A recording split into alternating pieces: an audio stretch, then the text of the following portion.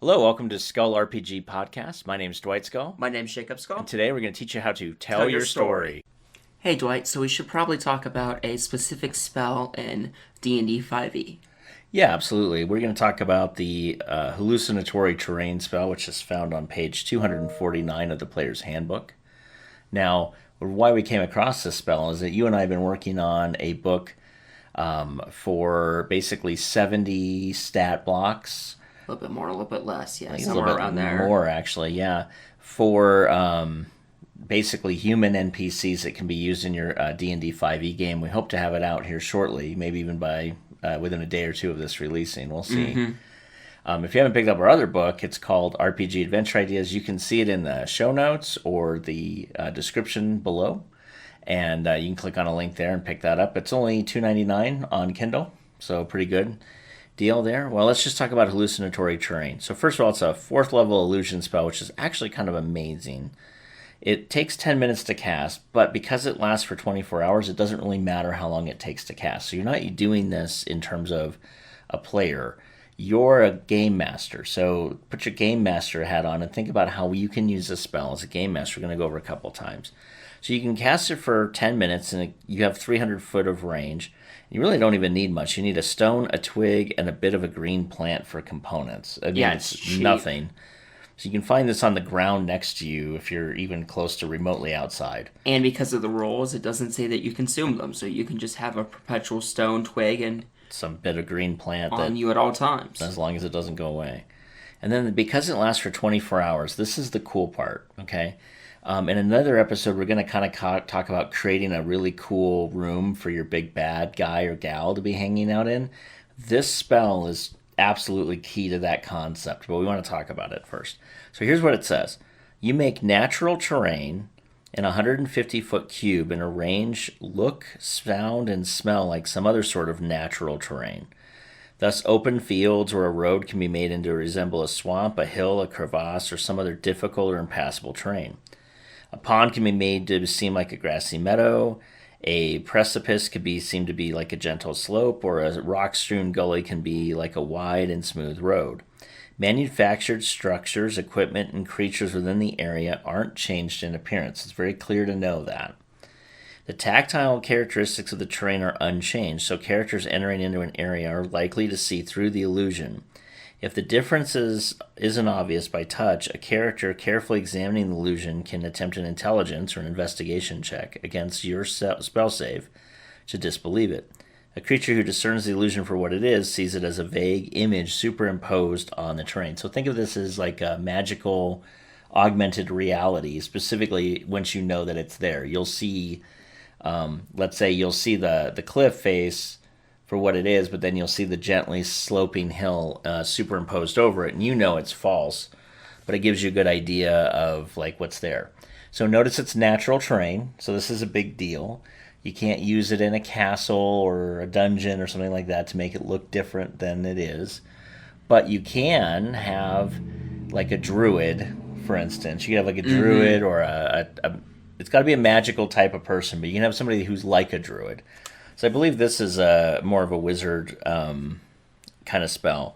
But the advantage here is you could have, basically you're setting up the scene where your players have to get to a sacrificial site. When they show up, they see the wizard there, but they don't see the victim, right? They don't see any of this other stuff. Why? Well, because what happened is the wizard is using it to kind of conceal what's actually happening. Now, it would have to be it can't be a stone altar, because then the stone altar would show up because the buildings would superimpose, so would people. But it could just look like she's on the ground. And in reality, this altar could just be very natural in appearance, but he's altered it. So maybe she's all of a sudden in the middle of a lake now, right? And it doesn't look like you can get to them easily. But in reality, there's no lake between you and them. Mm-hmm. And then there also could be a series of hidden like pits. That would be the easiest way to do it. So if you had a pit trap that had, brush or something over it, this could make these pit traps look almost flawless, because you're already hiding them with branches and other stuff anyway that make them look really concealed. Yeah. But now you're using a spell on top of the concealment. And if you're using this in such a way that you can create your own little mystical landscape, I mean, who's to say that when the players enter into this, area, it's just not a cliff face, and below them is 1,000-foot drop. Well, in reality, it's not, but that's what they see on the hallucinatory terrain is a 1,000-foot drop with maybe some really huge leaps and steps that they can get to floating rocks, and it's magic. So who knows how this world looks like this? But the advantage is the world doesn't look like this at all. It's just the hallucinatory terrain. And obviously, a player would know something's up if they missed the jump. But that gives you time to have your people at range picking off melee fighters and stuff. While the melee fighters are trying to maybe get through this huge, stupid type of scenario that's outdoors. But in reality, it's just a gentle slope coming up toward them. But all they can see is the craziness, the pits, the devastation, maybe the entire, like the drops, like the Wile E. Coyote cliff drops.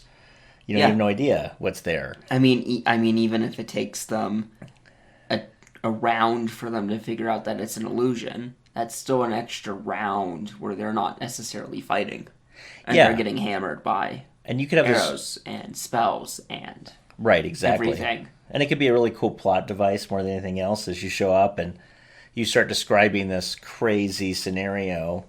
And the guy's a wizard, so I mean, let's just be honest, wizards can do weird stuff anyway, so who's to say this guy didn't spend, the last 20 years using stone shapes or whatever weird things to, he's hired out a bunch of people to use magic to shape the terrain like he wants, because this is where he hangs out, or this is where, this is where he does his annual sacrifices, or this is where he does his magic, or whatever it is.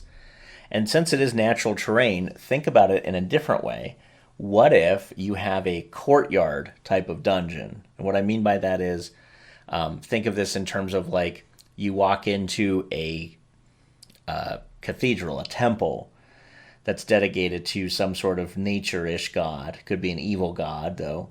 And when you walk out into this huge open area, so think like if you've ever seen Game of Thrones, I'm talking about the watery area with the trees and stuff in Winterfell, where you have this huge castle that literally surrounds like this huge open-air garden. Mm-hmm. Well, this spell would work perfect in an open-air garden, and would also allow you to put people up on top on parapets to basically snipe the players as well.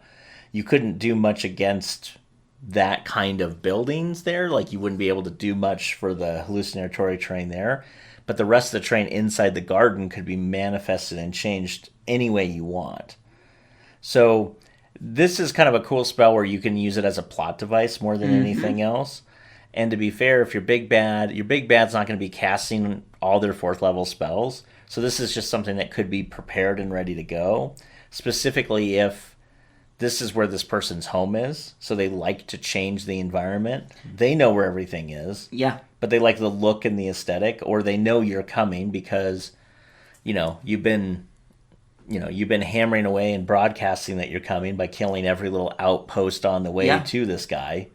So he has the ability to cast it. Based on what I'm reading on it too, you could use the illusionary magic to hide like a chest in things in the terrain, because it says it's not changed by the magic, but you could still hide it as long as you're not like throwing something up in it.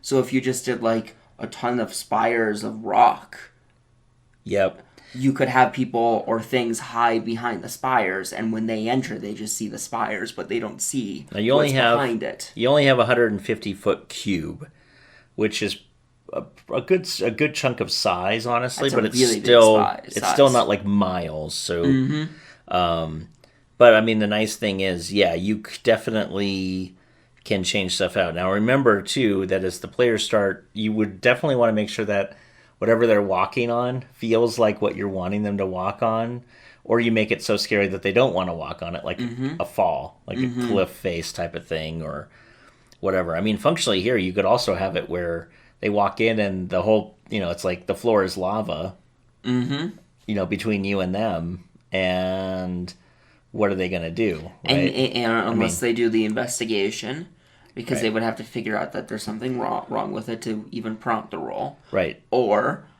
who's going to touch the lava? Right. You want to touch the lava feels like grass to me. That's good. I didn't necessarily want to try that. So, I mean, the real issue is how many times do your players walk into a scenario and just start, I disbelieve. Well, okay, why would you disbelieve? Mm-hmm. But obviously, if they do walk into something where it would make sense for them to disbelieve, you should allow them the roll to get out Yeah, of it. like, for example, if they tried to, for whatever reason, use a 10-foot pole to hit the lava, expecting it to melt away, and it's fine. Yeah, then they That can roll. would prompt a roll. Yeah. But you're not going to walk into a room and instantly disbelieve and be No. able to get that. You need to do something that the physics of this room doesn't make sense. Why? I don't believe every room I walk into. Like, I don't buy that as a GM. Mm-hmm. You've never brought it up before now. Now, if I did some crazy thing, you might cause a disbelief. Mm-hmm. But if you did something where it's like it's a 50-foot drop to a bunch of pits, and then you're in this little precipice, and there's a broken bridge between you and them, they kind of go, oh, okay. Or if it's something simple like you're using these jagged outcroppings that you're creating to hide specific areas in the cave where more guys will flood in so they don't see them, you're not going to question that. Exactly. So think about how you can use this. Again, it's on page 249. It's called Hallucinatory Terrain. Think about it in terms of what you can do in an outside-ish setting in a 150-foot cube that could make your players stop twice, think, and honestly cost them a couple of rounds before they realize it's hallucinatory, which is fine. But in a lot of ways, it deals with battlefield control, which we're going to talk about in our next episode, where you can literally make them walk into certain areas where they normally wouldn't walk, or better yet, not come straight at you because they think there's a problem between you going straight at it. And it could just be something as simple as, there's some really rough terrain between you and them. In reality, there's no rough terrain there. Mm-hmm. But they look at it and it's like, yeah, it looks like a bunch of spikes, like he's raised spikes up out of the stone. And it looks like you'll take damage if you go across those spikes because they're like 1.5 feet tall. Mm-hmm. Well, that means your fighter and your melee guy are going to take an extra 1.5 rounds to walk around those spikes, or they'll run around them, and then they won't have the attack at the end of the turn. Meanwhile, your ranged guys can start picking them off, spells can start picking them off, and even that 1 or 2 actions of that would be almost enough to have this pre-cast. Because to be honest, if he's at a high enough level, are you really going to be using all your 4th level spells? And again, yeah, it took 10 minutes to cast, but if I knew you were going to be here in the next, I don't know, day or 12 hours, I can get this cast pretty quickly. Or if you're specially designing that room to be a death trap and you're using this spell to hide that, it behooves you not to cast it every single night before you go to bed and regen your spells. Yeah, that's the other thing. It goes away, it stays up for 24 hours, but you regen it when you do a long rest. So what's to say you don't cast it every night? Yep. Go to sleep, because this is where your home is. And you're just always prepared for that. Mm-hmm. So anyway, hopefully I'll give you some ideas, and we'll see you tomorrow. Hey, thanks for listening. And for more resources, please go to skullrpg.com.